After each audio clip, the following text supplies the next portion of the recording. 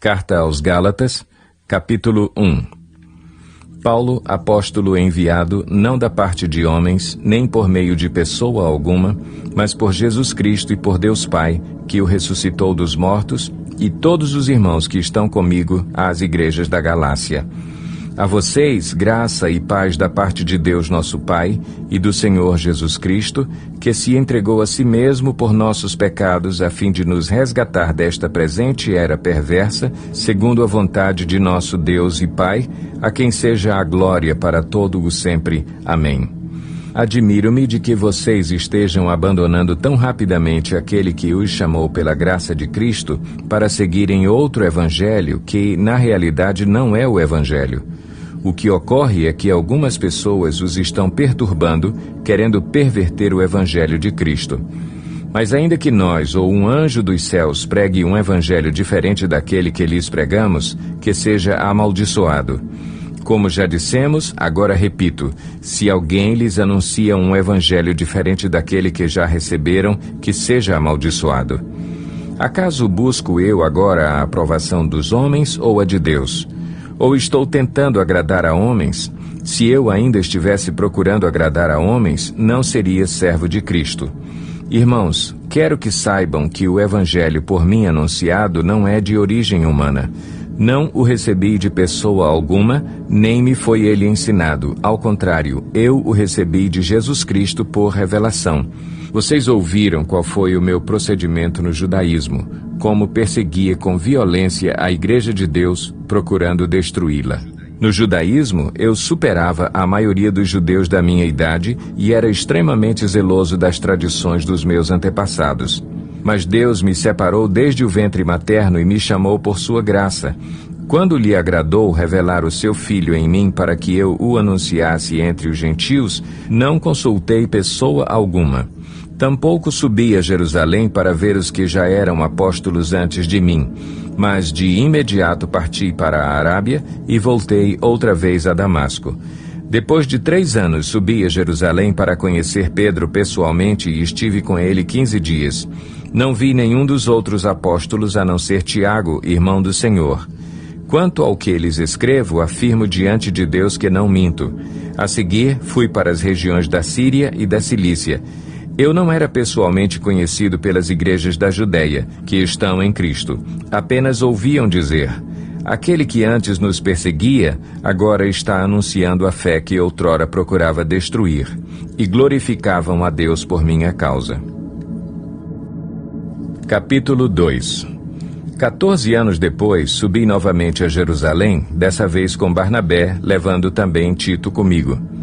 Fui para lá por causa de uma revelação e expus diante deles o evangelho que prego entre os gentios, fazendo-o, porém, em particular aos que pareciam mais influentes, para não correr ou ter corrido inutilmente.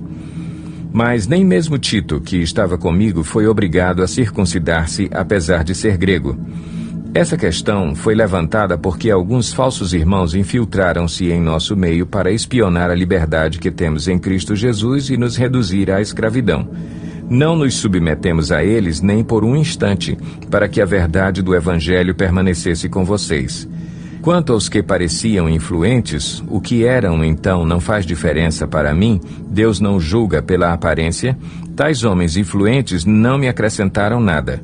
Ao contrário, reconheceram que a mim havia sido confiada a pregação do Evangelho aos incircuncisos, assim como a Pedro aos circuncisos.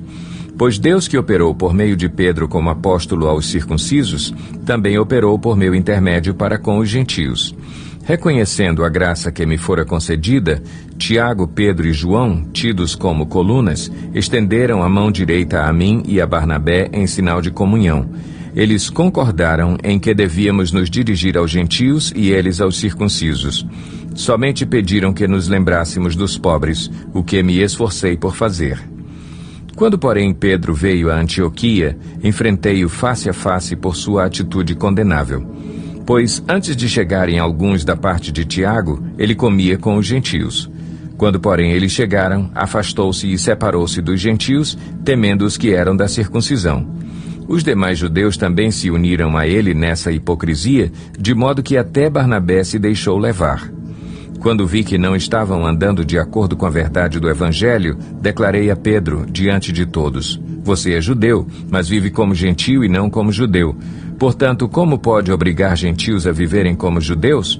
Nós, judeus de nascimento e não gentios pecadores, sabemos que ninguém é justificado pela prática da lei, mas mediante a fé em Jesus Cristo.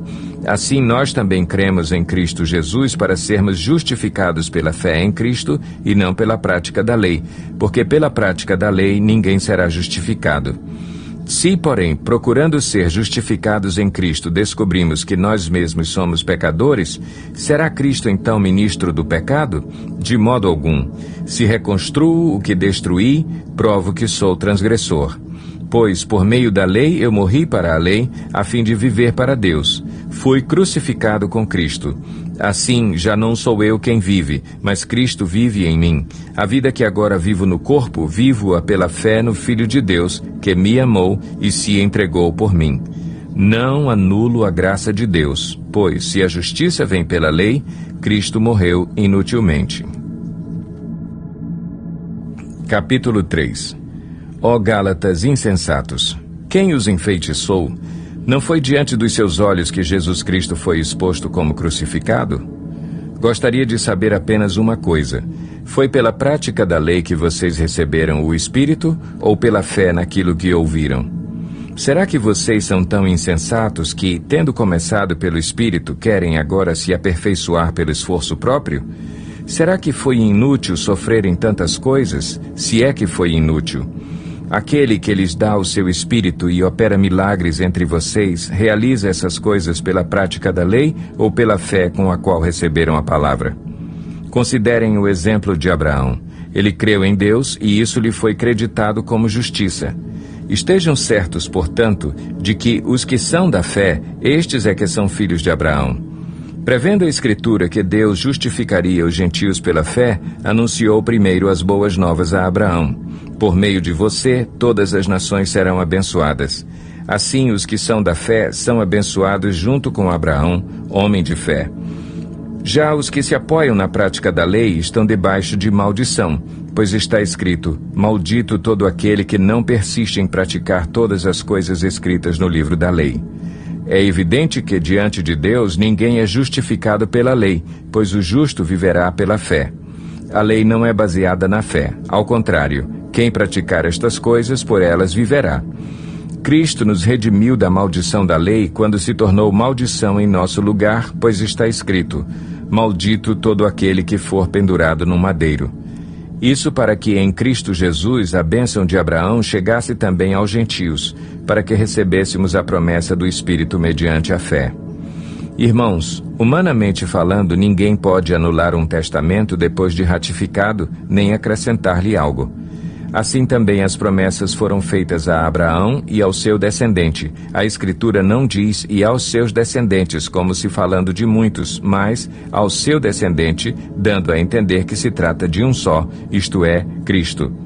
Quero dizer isto: a lei que veio 430 anos depois não anula a aliança previamente estabelecida por Deus, de modo que venha a invalidar a promessa. Pois se a herança depende da lei, já não depende de promessa. Deus, porém, concedeu-a gratuitamente a Abraão, mediante promessa. Qual era então o propósito da lei? Foi acrescentada por causa das transgressões, até que viesse o descendente a quem se referia a promessa, e foi promulgada por meio de anjos, pela mão de um mediador. Contudo, o mediador representa mais de um. Deus, porém, é um. Então, a lei opõe-se às promessas de Deus? De maneira nenhuma, pois se tivesse sido dada uma lei que pudesse conceder vida, certamente a justiça viria da lei. Mas a Escritura encerrou tudo debaixo do pecado, a fim de que a promessa que é pela fé em Jesus Cristo fosse dada aos que creem. Antes que viesse essa fé, estávamos sob a custódia da lei, nela encerrados até que a fé que haveria de vir fosse revelada. Assim, a lei foi o nosso tutor até Cristo, para que fôssemos justificados pela fé. Agora, porém, tendo chegado à fé, já não estamos mais sob o controle do tutor. Todos vocês são filhos de Deus mediante a fé em Cristo Jesus, Pois os que em Cristo foram batizados, de Cristo se revestiram. Não há judeu nem grego, escravo nem livre, homem nem mulher, pois todos são um em Cristo Jesus. E se vocês são de Cristo, são descendência de Abraão e herdeiros segundo a promessa. Capítulo 4. Digo, porém, que, enquanto o herdeiro é menor de idade, em nada difere de um escravo, embora seja dono de tudo. No entanto, ele está sujeito a guardiães e administradores até o tempo determinado por seu pai. Assim também nós, quando éramos menores, estávamos escravizados aos princípios elementares do mundo. Mas quando chegou a plenitude do tempo, Deus enviou seu Filho, nascido de mulher, nascido debaixo da lei, a fim de redimir os que estavam sob a lei, para que recebêssemos a adoção de filhos. E, porque vocês são filhos, Deus enviou o Espírito de seu Filho ao coração de vocês, e ele clama, Abba, Pai. Assim, você já não é mais escravo, mas filho, e por ser filho, Deus também o tornou herdeiro. Antes, quando vocês não conheciam a Deus, eram escravos daqueles que, por natureza, não são deuses. Mas agora, conhecendo a Deus, ou melhor, sendo por Ele conhecidos, como é que estão voltando àqueles mesmos princípios elementares, fracos e sem poder? Querem ser escravizados por eles outra vez? Vocês estão observando dias especiais, meses, ocasiões específicas e anos. Temo que os meus esforços por vocês tenham sido inúteis. Eu lhes suplico, irmãos, que se tornem como eu, pois eu me tornei como vocês. Em nada vocês me ofenderam. Como sabem, foi por causa de uma doença que lhes preguei o Evangelho pela primeira vez. Embora a minha doença lhes tenha sido uma provação, vocês não me trataram com desprezo ou desdém. Ao contrário, receberam-me como se eu fosse um anjo de Deus, como o próprio Cristo Jesus. O que aconteceu com a alegria de vocês? Tenho certeza que, se fosse possível, vocês teriam arrancado os próprios olhos para dá-los a mim. Tornei-me inimigo de vocês por lhes dizer a verdade? Os que fazem tanto esforço para agradá-los não agem bem, mas querem isolá-los, a fim de que vocês também mostrem zelo por eles. É bom sempre ser zeloso pelo bem, e não apenas quando estou presente. Meus filhos, novamente estou sofrendo dores de parto por sua causa, até que Cristo seja formado em vocês. Eu gostaria de estar com vocês agora e mudar o meu tom de voz, pois estou perplexo quanto a vocês. Digam-me vocês, os que querem estar debaixo da lei. Acaso vocês não ouvem a lei? Pois está escrito que Abraão teve 2 filhos, um da escrava e outro da livre. O filho da escrava nasceu de modo natural, mas o filho da livre nasceu mediante promessa. Isto é usado aqui como uma ilustração. Estas mulheres representam 2 alianças. Uma aliança procede do Monte Sinai e gera filhos para a escravidão. Esta é Agar. Agar representa o Monte Sinai na Arábia e corresponde à atual cidade de Jerusalém, que está escravizada com os seus filhos. Mas a Jerusalém do Alto é livre e é a nossa mãe, pois está escrito: regozije-se, ó estéril, você que nunca teve um filho. Grite de alegria, você que nunca esteve em trabalho de parto, porque mais são os filhos da mulher abandonada do que os daquela que tem marido. Vocês, irmãos, são filhos da promessa, como Isaque. Naquele tempo, o filho nascido de modo natural perseguiu o filho nascido segundo o Espírito. O mesmo acontece agora. Mas o que diz a Escritura? Mande embora a escrava e o seu filho, porque o filho da escrava jamais será herdeiro com o filho da livre. Portanto, irmãos, não somos filhos da escrava, mas da livre. Capítulo 5. Foi para a liberdade que Cristo nos libertou. Portanto, permaneçam firmes e não se deixem submeter novamente a um jugo de escravidão. Ouçam bem o que eu, Paulo, lhes digo. Caso se deixem circuncidar, Cristo de nada lhes servirá. De novo declaro a todo homem que se deixa circuncidar que está obrigado a cumprir toda a lei. Vocês, que procuram ser justificados pela lei, separaram-se de Cristo, caíram da graça. Pois é mediante o Espírito que nós aguardamos pela fé a justiça que é a nossa esperança. Porque em Cristo Jesus nem circuncisão nem incircuncisão tem efeito algum, mas sim a fé que atua pelo amor. Vocês corriam bem. Quem os impediu de continuar obedecendo à verdade? Tal persuasão não provém daquele que os chama. Um pouco de fermento leveda toda a massa. Estou convencido no Senhor de que vocês não pensarão de nenhum outro modo. Aquele que os perturba, seja quem for, sofrerá a condenação. Irmãos, se ainda estou pregando a circuncisão, por que continuo sendo perseguido? Nesse caso, o escândalo da cruz foi removido. Quanto a esses que os perturbam, quem dera que se castrassem. Irmãos, vocês foram chamados para a liberdade, mas não usem a liberdade para dar ocasião à vontade da carne. Ao contrário, sirvam uns aos outros mediante o amor. Toda a lei se resume num só mandamento: ame o seu próximo como a si mesmo. Mas se vocês se mordem e se devoram uns aos outros, cuidado para não se destruírem mutuamente. Por isso digo, vivam pelo Espírito e de modo nenhum satisfarão os desejos da carne. Pois a carne deseja o que é contrário ao Espírito e o Espírito o que é contrário à carne. Eles estão em conflito um com o outro, de modo que vocês não fazem o que desejam.